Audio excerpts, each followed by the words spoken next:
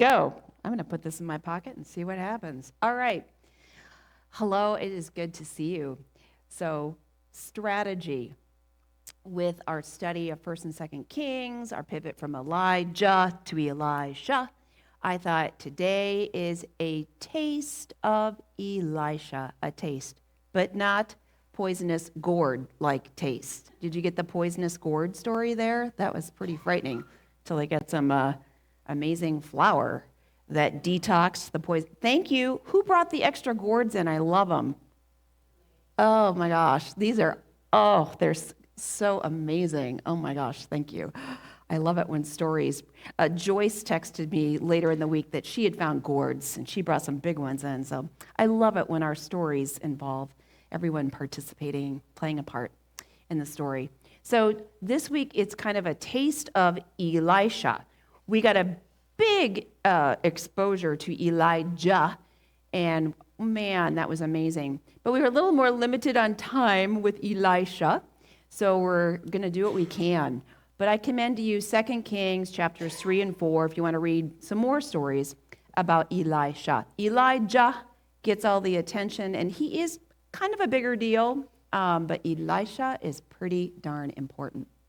So let's take a look at two stories about Elisha and kind of get a window into what kind of prophet is he. Well, for that first little story vignette, I'm going to start in kind of an unusual place. So many of you know I've been out of town for a couple of weeks, and the first week that I was out of town, I was on a civil rights pilgrimage. And it's amazing, and I'm trying to share little pieces of that in the newsletter as time goes by because the history is so fascinating, and to have actually been in certain places was just mind-blowing. So I kind of feel a duty to share some of those things with you. But there on the bus, I was on a bus with 13 other people from the synod, and I met somebody named Amy. And so Amy and I, you're on the bus, you have a little extra time. We were chatting about this or that. And then it came up kind of randomly that our church was studying through 1st and 2nd Kings and didn't give it much thought. But then just a little bit later, Amy said, "Are you guys by chance going to study that story that talks about a widow and oil?" And I said, "Funny you should ask. 2 Kings 4 is the very next text we're looking at when I get back in town." Now, is that weird or what? So the other weird thing is 2 Kings 4 isn't in the lectionary. So the lectionary is this 3-year plan that a lot of Protestant churches preach through, teach through, study through. So if you're doing 2 Kings 4 and that widow story, you are totally off the grid. So here we are, Discovery, doing that story this Sunday. And then 10 days, 2 weeks ago, somebody's talking about it on this bus, Amy. And she said, that story has been a very important story to me. So then I had to find out more. So Amy, for I think a couple of decades, she said, had worked in the nonprofit world, and she still does, but more particularly, she was a Lutheran deacon, and in the Lutheran deacon system, it's a little bit more, requires a little more training or something like that than the Presbyterian system. So she got a Master of Arts and became a Lutheran deacon. And as a Lutheran deacon, she had worked in a very sobering arena. And so I'm going to share something, it's kind of PG-13, so cover your ears if you need to, or the ears of someone around you. She had worked in she had worked to prevent child trafficking in sex and labor. So one of the most horrific things one can imagine on earth. So I really wanted to learn more about her work and what they were doing. And she just she told me a little bit, and then she sent me a big email, about 5 different attachments of how learning about this topic, and then how the topic was connected to 2 Kings 4 and the woman and the oil situation. So some of the facts that she shared with me about child trafficking, and then it's tied also to human trafficking. In general, people get what I'm talking about here. 27 million people across the world are trafficked. So it's this horrible, horrible situation. So very, very sobering. So with her information and its ties to this story in 2 Kings 4, I reread the story again, and oh my gosh, it really opened my eyes again to the dynamics of the story. So we see a woman, and right away, we've done Bible studies. We know that a woman in Bible times, especially perhaps in Elisha's times, 2,800 years ago, women had less economic and social power. And what kept them stable was being connected to a man, and the woman in the story was a widow. So she had lost her economic source and power. In addition, the woman had children, and on top of that, there's a little detail there. Her husband wasn't some gambler or some terrible person who lost all their money. It says the man was part of Elisha's company of prophets. And I love Larry Moore's translation of the Bible said he was a seminarian. So there's this phrase, company of prophets, across this material. And so apparently there were the major prophets, and then there was a guild of prophets that worked with them, so the disciple group. So this man had been a faithful man and died in debt. And literally it says the woman was facing creditors who were going to enslave her children. They were ready to take her children away from her and have them trafficked in some way, maybe for sex or labor. And in my reading more about human trafficking, this kind of situation, the woman had lost the male, and then losing her children too would be throwing her in further economic distress, both then and into the future. She herself could become vulnerable to trafficking herself. And, biblical stories, a lot of them have references to prostitution. So one crisis can lead to another. So it was very sobering to learn of Amy's work, and it really took me from, this is a goofy story, it's this goofy story about oil and a miracle occurs, to this is a crisis. This is such a serious crisis.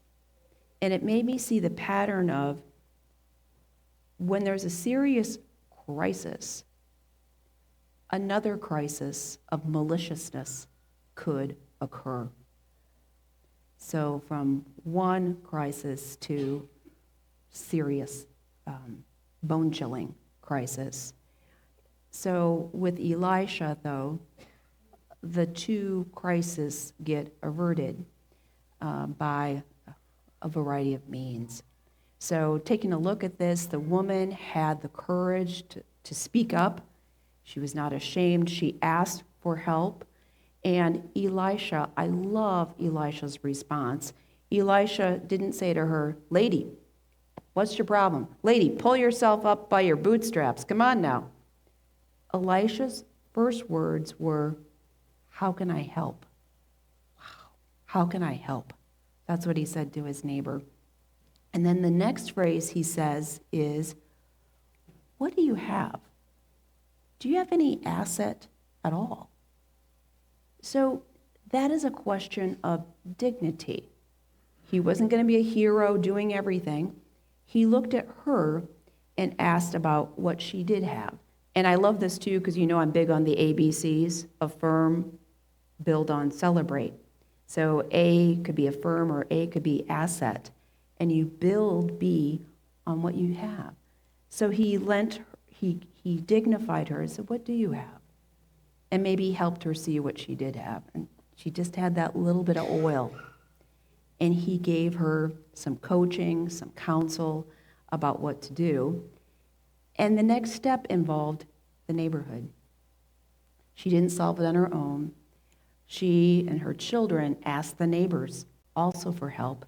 And all those vessels came from the neighborhood.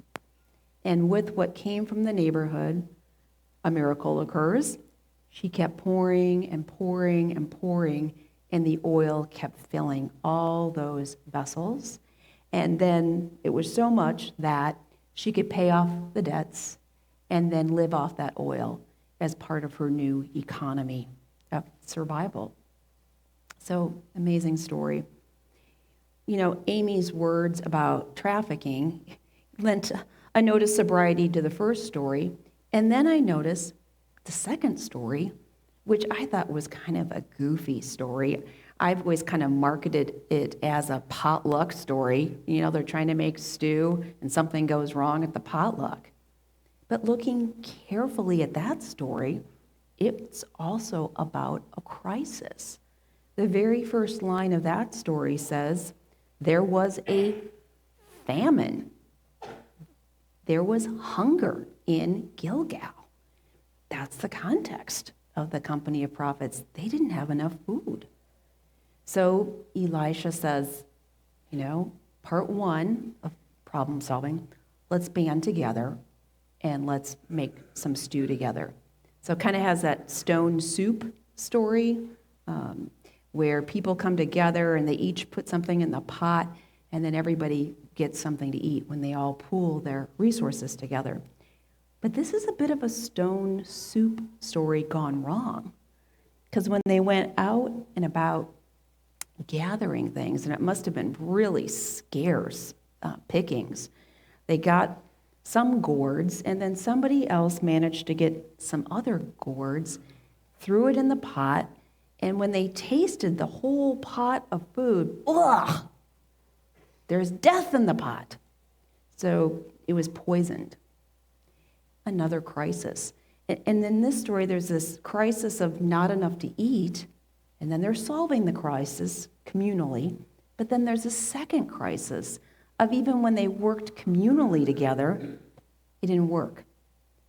So that's very despairing. And the group could have said, who did this? Start pointing fingers. They could have despaired further. They asked Elisha for help. What can we do? And Elisha had this miraculous flour that he put in the pot. They tasted it again, and it was fine. So I'm surprised to see that these odd stories, these odd little stories in 2 Kings 4 are both about sobering crises, personally and socially. The first crisis, a woman whose children are about to be trafficked. Second crisis, a famine that is made worse by poisoned food. So I thought, what are Elisha's pro tips for crisis? Number one, I hate crises. Anybody here like being in a crisis or facing a crisis? I just think I hate crises. Absolutely can't stand it. And when a crisis happens, maybe sometimes I just think, ugh, make it go away. I don't want to look at it. No crisis. Maybe sometimes I avoid it. What crisis? No crisis to see here. Or my response is too small. It's not thoughtful enough. And in this case, again, I think Elisha has some tips for us in a crisis. My sound's still working okay? In the first instance, Elisha looks at the crisis and he doesn't turn away. He doesn't blame the woman. He doesn't have a little solution that's just a Band-Aid. He wants to help. He dignifies the person and he builds on the assets there. And I think sometimes when we're in a crisis or a crisis comes our way, we tend to blame the victim or say, well, let's kick the can down the road, or this is going to take too much time, or it's going to cost us too much money. And what can happen in such a crisis is that economic crisis turns into the economy of maliciousness. Forces of maliciousness prey upon crises. So this story sobers us.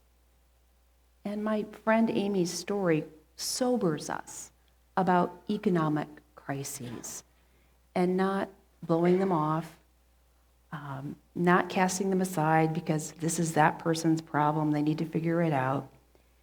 There's a cost to not addressing crises well. A terrible economic maliciousness cost. So there's another level of economic thinking where we say, how can we help build on assets and work together as a community? The other crisis, what would be pro tips from that crisis with the food?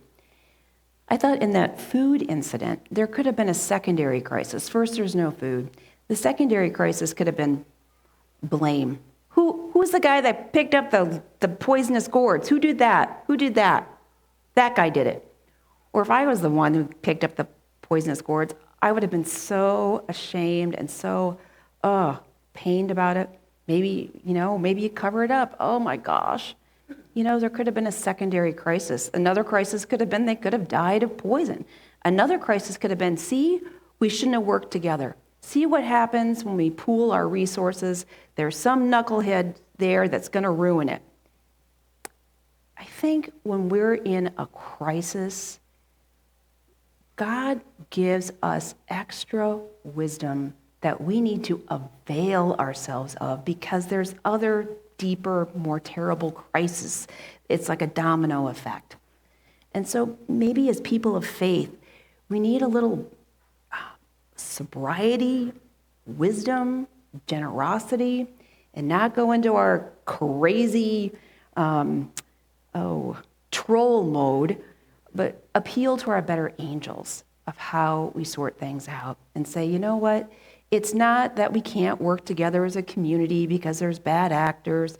No, we just need to keep calm, and maybe God gives us flour. And I think that's a good metaphor for us. When we're in crisis or people's hair is on fire or we see something in social media, don't carry it along, don't repeat it, don't get all amped up. Think about some flour. Can we pour a little flour and detox, de-escalate the situation? Pro tip from Elisha.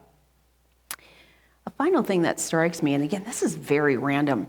I've been reading the Psalms, as I always do, and I read through 150, and I start over again and try to read one a day. And lately I've been in the first part of the Psalter, and I noticed that Psalm 3, and then Psalm 4, and then Psalm 5 all talk about crying out to the Lord, and the Lord listening, and the Lord caring. And I just thought, what a wonderful foundational thing to know about the Lord, that humans can cry out to the Lord. And the Lord our God, this is an identifying feature of our God. Oh, it's so amazing that God hears our cries, God cares, and God responds to our cries. So I was thinking about that across a number of days as a core theology to know. And then one day it hit me. Part of God's hearing our cries, part of God's hearing apparatus of responding to cries is us. God uses our ears as part of God's response. God uses us to hear the cries of our neighbors and to care and respond. And that's what church is. Church is a place of learning to listen to our neighbors. It's hard. People are going to say, oh, don't do that, or let's have an easy response, or this is too hard, or why do things together and be cynical and blah, blah, blah. We read these biblical texts and say, slow down, put a little flour, have a little generosity, and keep working together for good. To God be the glory. Amen.